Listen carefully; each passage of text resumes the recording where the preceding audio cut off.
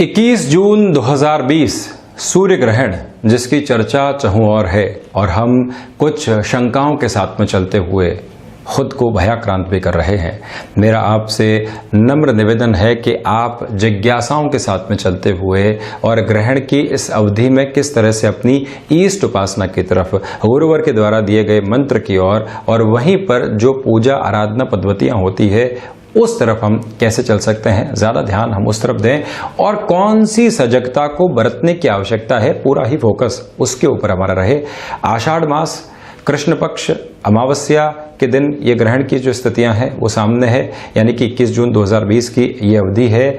और अगर हम काल पुरुष की कुंडली के आधार पर देखते हैं तो सूर्य और चंद्रमा अमावस्या जब भी होगी ये दोनों प्रकाश ग्रह जो है ये दोनों ही प्रकाश ग्रह साथ में विराजित रहेंगे। और वहीं पर आप देखते हैं कि जो बुध की स्थितियां हैं वो भी स्वराशि स्थान में, किंतु 18 जून से बुध भी वक्रगत हो चुके होंगे, ये भी एक पोजीशन साथ में। तो वहीं आप देखें कि सूर्य, चंद्रमा, राहु और बुध की इन चारों ही ग्रहों की जो पोजीशन है वो पराक्रम में रहने वाली होगी, यानी कि सूर्य और राहु का ग्रहण दोष भी जो 14 जून से लगा है वो भी यहां पर संचालित होने वाला रहेगा। तो हम राशिवार क्रम में ये जानने का प्रयास करेंगे कि आपको किस तरह से ईष्ट उपासना की तरफ जाना चाहिए, किस तरह से आप जो है दान आदि की ओर जाएं और कौन से क्षेत्र विशेष में ज्यादा सावधानी बरतने की आवश्यकताएं आपको यहां रहने वाली है। ये सूचित कर दें हम कि 20 जून 2020 में रात्रि 10:09 के बाद से ही सूतक लग चुका होगा और 21 जून सुबह 10:09 के बाद से ग्रहण प्रवेश काल की अवधि रहेगी और जो मोक्ष काल है तो दोपहर 1:36 की स्थितियों के बाद में रहने वाला है। ये एक स्पेसिफिक पोजीशन यहां पर है जो समय की व्यवस्था के अधीन है। अब यहां एक और चर्चा जनित विषय है। नवग्रही व्यवस्था में दो छाया ग्रह हैं, राहु और केतु, जो अंतर चेतनाओं को प्रभावित करते हैं। सब्सटेंशियल पोजीशन में जिनका एविडेंस नहीं है, ये हमेशा वक्री ही चलने वाले होते हैं। आप इस विभेद को, मेरा आपसे नम्र निवेदन है कि बहुत अच्छे से जानने का प्रयास करें। ये दोनों ही वक्रगत अवस्थाओं में चलने वाले ग्रह हैं। तो वहीं दो प्रकाश ग्रह हैं जो प्रत्यक्ष तौर के ऊपर व्यक्ति विशेष के लिए दृष्टिगोचर रहते हैं। एक तो प्राण तत्व के अधिपति स्वयं सूर्य देव जो कि ग्रहों में राजा है, वो हमेशा मार्गी ही चलेंगे। और वहीं चंद्रमा मनसो जात, चंद्रमा भी यहां अगर आप देखते हैं तो प्रकाश ग्रह की श्रेणी में है। ये दोनों ही ग्रह हमेशा मार्गी ही चलने वाले होंगे। इसके अलावा 4 जो तारा ग्रह हैं यहां पे वो वक्रगत स्थितियों में रहेंगे। मंगल को अगर आप छोड़ देते हैं तो इसके अलावा यहां बृहस्पति, शुक्र, शनिदेव और साथ ही साथ में अगर आप बुध की पोजीशन देखते हैं तो वो भी यहां इस समय अवधि में वक्रगत रहने वाले होंगे। तो राशि अनुसार कुछ सावधानियां बरतने की आवश्यकताएं भी हमारे लिए यहां पूर्ण रूप से है। मृगशिरा नक्षत्र, आर्द्रा नक्षत्र और मिथुन राशि के लिए पूर्णतया मान्य कारक स्थितियों के भीतर ये ग्रहण रहने वाला है। तो हम यहाँ शुरुआत करते हैं मेष राशि के साथ में एक निवेदन के साथ कि आप ये सारी ही जो जानकारी है इसको नोट करते चले जाइएगा। सबसे पहले तो आप ये ध्यान रखें कि पराक्रम भाव के भीतर, क्योंकि मेष राशि के अनुसार ही जो है एक तरह से कालपुरुष की स्थितियों में भी आप देखते हैं तो वहां जब पराक्रम में ये स्थितियां बनी रहेगी, भाइयों के साथ किसी भी तरीके की तलखी निकल कर नहीं आए, भाग्य के ऊपर बहुत ज्यादा सहयोग और उसके ऊपर आश्रित रहकर किसी भी कामकाज की शुरुआत आपको इस अवधि और इसके आसपास के समय में करने से बचना चाहिए। मन विचलित होने वाली स्थितियां जहां पर भी आती है तो आप इस समय के बाद लगातार कुछ दिनों तक सूर्य उपासना जरूर करते चले जाइएगा। और 21 जून की जिस समय अवधि की मैंने आपसे चर्चा की थी, इस समय मंगल के बीज मंत्र का जाप आप निरंतर तौर पर करें। लाल वस्त्र का दान करना मोक्ष काल के बाद में और वहीं गुड़ का दान देना आपके लिए बहुत ज्यादा हितकर रहने वाला है, ये भी आप ध्यान दीजिएगा। आपके गुरुवर ने कोई भी मंत्र आपको दे रखा है या फिर ईस्ट आराधना और उपासना के साथ में कोई भी मंत्र आपके साथ में जुड़ा हुआ है, उसका भी यहां निरंतर एकांत में विराजित होकर हमको जो है ध्यान जरूर करना चाहिए और मन ही मन मंत्रोच्चार की ओर भी जरूर जाना चाहिए। अगर कोई भी ऐसा मंत्र आपके साथ में है तो ये आप ध्यान रखिएगा, आपके लिए दर्शन की स्थितियां मान्य है। वहीं अगर मैं वृषभ राशि की चर्चा करता हूं तो जो धनागमन की स्थितियां हैं वहां पर आपको फैसिनेशन से पूर्णतया बचकर चलना होगा। कुटुंबी जनों के साथ में कोई भी वैर और विरोध बनपा हुआ था तो हम खुद को स्पष्ट तौर पर ये निर्देश दे चुके हों कि हम इस अवधि में और इसके आगे आने वाले कुछ भी दिनों के अंदर क्लैशेस की पोजीशन से बचने का प्रयास करेंगे तो ज्यादा अच्छा है। वाणी के ऊपर भी नियंत्रण इस समय आपको स्थापित करना चाहिए। ये दूसरी पोजीशन, तो वहीं पर शुक्र के जो बीज मंत्र की स्थितियां रहती है उसका भी निरंतर आप इस ग्रहण की समय अवधि के अंदर जाप करते रहें। सफेद वस्त्र का दान देना और इस समय के बाद में किसी भी सफेद वस्तु का दान देना भी आपके लिए हितकर रहने वाला है। डिफॉल्ट अप्रोच में आप गुड़ का दान भी देने के लिए इस समय के बाद जा सकते हैं। गायत्री मंत्र की उपासना करना भी मन के भीतर एकांत की जो स्थितियां हैं उसको और ज्यादा स्थिर करने वाला रहेगा। स्वयं के भीतर अज्ञात भय को बहुत ज्यादा स्थान देने से बचना चाहिए आपको। वहीं मिथुन राशि को यह दर्शन बिल्कुल भी मान्य नहीं है, आप दर्शन करने की ओर बिल्कुल भी नहीं जाएं। जिस तरह से वृषभ के लिए सामान्य स्थितियां हैं आपको यहां इस दर्शन से परहेज करना चाहिए, पहले तो आप ये ध्यान रखें। वहीं पर जो बुद्ध के बीज मंत्र का जाप होता है ग्रहण की समय अवधि में, उस मंत्र का जाप आप निरंतर करते रहिएगा। और वहीं पर अगर गायत्री उपासना करते हैं तब भी अपने मन को आप स्थिरता देने वाले होंगे, ये ध्यान रखें। किसी भी हरे वस्त्र का दान, हरी वस्तु का दान, जैसे दालें आदि हो जाती है, ये प्रमुखता से आपको दोपहर के अंतराल के बाद यानी कि मोक्ष काल के बाद में जरूर करना चाहिए। इस बात को भी स्मृतियों में आप रखिएगा। वहीं आपके आत्मविश्वास की जो पोजीशन है, आप देखें कि राशि स्थान के भीतर ही सूर्यदेव विराजित मिथुन राशि में ही, और यही उस स्थिति के अंदर ग्रहण की स्थितियां सबसे ज्यादा मान्य है। तो यही वजह है कि आप अपने आत्मविश्वास को अति आत्मविश्वास में नहीं बदलने दें। सूर्य है बाय डिफॉल्ट अप्रोच में व्यक्ति को आत्मविश्वास देते हैं, किंतु ओवर कॉन्फिडेंस कई बार कार्य को बिगाड़ता है। और वहीं साथ में यह भी ध्यान रखने की आवश्यकता कि गृहस्थ जीवन की शुरुआत हुई, छोटी छोटी बातों के अंदर हम उलझे नहीं। कई बार ऐसे समय जो एक नेगेटिव अप्रोच को लेकर आते हैं वहां से एक इग्निशन मिलता है जो डिस्टर्ब करके रख देता है व्यक्ति को। ऐसी स्थितियों और अवस्थाओं से आपको बचना चाहिए। वहीं अगर मैं कर्क राशि के लिए चर्चा करता हूं तो ये दर्शन आपके लिए भी मान्य नहीं, सबसे पहले तो ये। और वहीं पर ये ध्यान रखिएगा विशेष तौर के ऊपर भावनात्मक प्रदान कर्क राशि, चंद्रमा प्रदान राशि के जातक कि आप यहां चंद्रमा के बीज मंत्र का जाप निरंतर तौर के ऊपर करते चले जाइएगा। अच्छी खासी अवधि के लिए आपको ये जाप करना चाहिए। प्रथम दृष्टिगोचर ये ध्यान रखें, सफेद वस्तु का, सफेद वस्त्र का दान देना, जरूरतमंद व्यक्ति तक वो दान पहुंचे। शर्करा का दान देना भी आपके लिए बहुत ज्यादा महत्वपूर्ण इस समय रहेगा। खर्चों के ऊपर इस समय की अवधि में और इसके आसपास के दिनों में बहुत ज्यादा ध्यान रखना चाहिए। मौसम जनित बीमारियां आपको सताने वाली नहीं हो।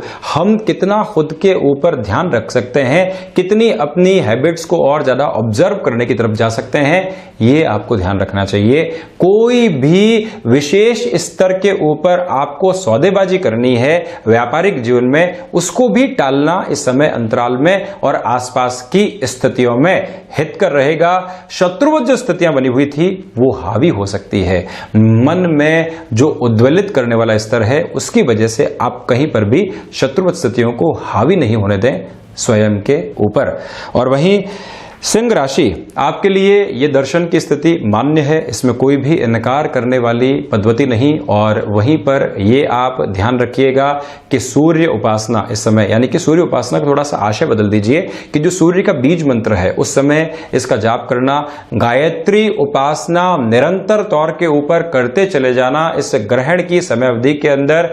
और इसके बाद आप अगर गेहूं का दान देने की ओर जाते हैं, गुड़ का दान देने की ओर जाते हैं, ज्यादा बेहतर है और ये समय अवधि आपके लिए सामान्य है। जिस तरह से आप अपनी गतिविधियों को बढ़ाते हैं आने वाले दिनों में, वैसे ही आप चलते चले जाएं। बस इस दिन के अंदर मेजर कोई भी वर्किंग पोजीशन है उसको टालने का प्रयास जरूर करना चाहिए। संतान पक्ष के साथ में आने वाले दिनों में कोई भी क्लैशेस की पोजीशन आती है, प्रयास करें कि हम उसको टालते चले जाएं, बिल्कुल भी हावी नहीं होने दें। ये भी एक महत्वपूर्ण गतिविधि रहेगी। क्षमताओं के आकलन के अंदर कहीं पर भी गफलत नहीं आए, हम स्वयं को उलझाने वाले नहीं हो, ये ध्यान रखने की आवश्यकता पुरजोर तरीके से आपके लिए रहेगी। तो वहीं कन्या राशि के लिए दर्शन की स्थितियां शुभ और मान्य है, कोई दिक्कत और परेशानी उसमें नहीं है, ये बात ध्यान रखिएगा। भले ही बुध प्रधान राशि हो, ये स्पष्ट दृष्टिगोचर एक स्तर है आपके लिए। वहीं पर आप निरंतर तौर के ऊपर अगर बुद्ध के बीज मंत्र का जाप करते हैं, गायत्री उपासना करते हैं, हरी वस्तु का दान देने के लिए मोक्ष काल के बाद में जाते हैं, हरी दालों का दान देने की तरफ जाते हैं, तब भी जो एक सुगमता है और मन के भीतर संतुष्टि है वो और गहराई से बैठने वाली रहेगी। ये आप ध्यान रखिएगा। मानसिक सुख के अंदर कमी आ सकती है इस समय के अंदर, मन में ऊहापोह को बहुत ज्यादा जगह देने से आपको बचना चाहिए। किंतु पिता के साथ किसी भी कर्म क्षेत्र में आप जुड़े हुए हैं तो वहां पर वैचारिक मतभेद की अगर शुरुआत होती है तो वो लंबे समय तक चल सकती है। इसी वजह से उसको भी आप यहाँ टालने में सफल और सक्षम हो, यही हमारी कामना रहेगी। वहीं प्रबंधन संबंधी कामकाज में स्वयं के ऊपर बहुत ज़्यादा आत्मविश्वास करके चलने से भी बचना चाहिए आपको। तुला राशि के लिए अगर चर्चा करूं तो ये एक सामान्य स्तर रहेगा जहां बहुत ज्यादा डिस्टर्ब होने की रिक्वायरमेंट आपको नहीं है। किंतु इस समय के अंदर शुक्र के बीज मंत्र का जाप आपको जरूर करना चाहिए, ये एक बात। और वहीं पर जो गुरुवर के द्वारा कोई भी मंत्र आपको मिला हुआ है उसका भी जाप इस समय अवधि के अंदर करना चाहिए। किसी भी धार्मिक पुस्तक को पढ़ने की ओर भी इस समय में जा सकते हैं जिससे मन में और ज्यादा शांति बनी रहे। भाग्य के ऊपर आगे आने वाले दिनों में आश्रित होकर कोई भी कार्य करने से बचें। आने वाले दिनों में और इसके पहले के दिनों में यात्रा अगर प्रबलता के साथ में निकलकर आ रही है, हम स्पष्ट हैं तो ही जाएं, अन्यथा यात्राओं को भी हम टालें। और जो व्यक्तिगत पुरुषार्थ होता है और जो व्यक्तिगत क्षमताएं होती है उसके ऊपर भी बहुत ज्यादा आश्रित होने से आपको बचना चाहिए। शिथिल होकर चलने का प्रयास करें तो ज्यादा अच्छा है। आध्यात्मिक चेतनाओं के साथ में जो भी जातक चल रहे थे उनके लिए छोटे छोटे डिस्टर्बेंसेस और जो भौतिकता की ओर मन बारंबार लालायित होता है वो परेशानियां यहां बनी रह सकती है आपके लिए। वृश्चिक राशि के लिए ये दर्शन सबसे पहले तो मान्य नहीं है, ये आप ध्यान रखिएगा।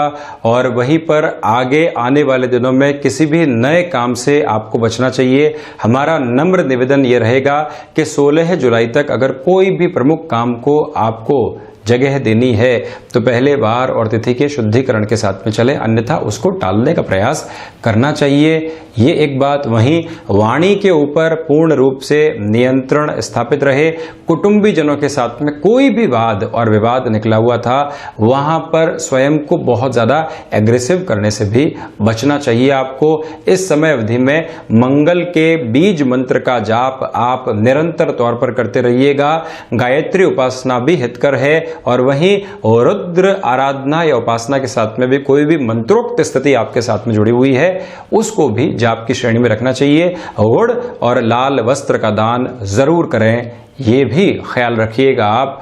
और ये भी ध्यान रखें कि रिसर्च एनालिसिस या विदेश संबंधी किसी भी कामकाज के साथ में जुड़ाव है, कोई भटकाव आ रहा है, कोई मेंटल टेंशन या प्रेशर आ रहा है, उसको बहुत ज़्यादा अपने मन के ऊपर हावी करने से आपको बचना चाहिए। और कोई भी ऐसी निराशा वाली स्थिति आती है सिर्फ उसी के ऊपर फोकस करने से इस समय आप बचें। धनु राशि, यहाँ आपके लिए सामान्य स्थितियां बनी हुई है। सबसे पहले तो ये बात, वहीं गृहस्थ जीवन के साथ में तनाव सामने नहीं आए, इस बात के ऊपर आप ख्याल रखें। आत्मविश्वास की जो स्थितियां अभी अभी बहुत अच्छे से चल रही थी उसमें फिर से कमी आ सकती है आपके लिए, ये और करने लायक बात रहेगी। व्यापारिक जीवन के अंदर जो अर्थ पक्ष के साथ में महत्वपूर्ण गतिविधियां चलती है, कोई बहुत मेजर डिसीजंस लेने होते हैं, उससे भी हम जितना सावधान रहते हैं उतना ही अच्छा है। इस समय की अवधि के अंदर आपको बृहस्पति के बीज मंत्र का जाप करना चाहिए। ईष्ट उपासना और आराधना की ओर भी जरूर आप जाएं और ये भी ध्यान रखें कि गेहूं का दान, गुड़ का दान और पीले वस्त्र का दान भी मोक्ष काल की अवधि के बाद में यहाँ पर किया जा सकता है। हितकर स्थितियां रहेंगी या किसी भी एक तरह से आश्रित व्यक्ति के लिए भोजन की आगे आने वाले समय में व्यवस्था करवाना या उनके लिए अन्न की उपलब्धता के साथ में चलना भी आपके लिए अच्छा है। मकर राशि, आपके लिए दर्शन की स्थितियां शुभ है। प्रथम दृष्टिगोचर स्थिति है, किंतु स्वास्थ्य का ज्यादा ख्याल रखने की आवश्यकताएं रहेंगी। शनिदेव के जो बीजक मंत्र का जाप होता है वो करें और वहीं पर आप ये भी ध्यान रखिएगा कि जो शनि गायत्री की उपासना होती है वो भी आपको इस आधार पर करनी चाहिए। जो मध्य अंतराल आपके लिए 7.5 की स्थितियों का चल रहा है उसके अंदर जो संघर्ष थे, आने वाले कुछ दिनों के अंदर वो संघर्ष सकारात्मक स्थितियों को भी लेकर आ सकते हैं। ग्रहण की अवधि के अंदर एकांत में लगातार किसी भी धार्मिक विषय के ऊपर मंथन करना भी आपके लिए एक अच्छे स्पंदन को देने वाला रहेगा। जितनी भी नकारात्मकता है उसको आप ग्रहण करने से बचते चले जाएंगे। वहीं अगर मैं कुंभ राशि की चर्चा करता हूं तो ये स्थिति आपके लिए, ये ग्रहण की जो अवधि है वो सामान्य है, किंतु आपको भी शनिदेव के बीजक मंत्र का जाप जरूर करना चाहिए। ये तो एक बात रही। और वहीं दूसरे स्तर के ऊपर अपनी क्षमताओं के आकलन में आप कहीं पर भी गलती नहीं करें, ये ध्यान रखें। धार्मिक पुस्तकें जो निरंतर तौर पर आप पढ़ते रहे हैं, फिर से एक बार उसके ऊपर मंथन करना चाहते हैं, उस लिहाजा भी ये समय महत्वपूर्ण रहेगा। रुद्र आराधना और उपासना के अंदर कोई मंत्र जो आपके मन के भीतर सिरेबद्ध स्थितियों में रहा है उसका भी यहां पर मन ही मन जाप करना बहुत ज्यादा श्रेष्ठ फलदायी स्थितियों को सामने लेकर आ सकता है। संतान पक्ष की ओर से चिंताएं अब आगे आने वाले समय में थोड़ी सी बढ़ सकती है आपके लिए।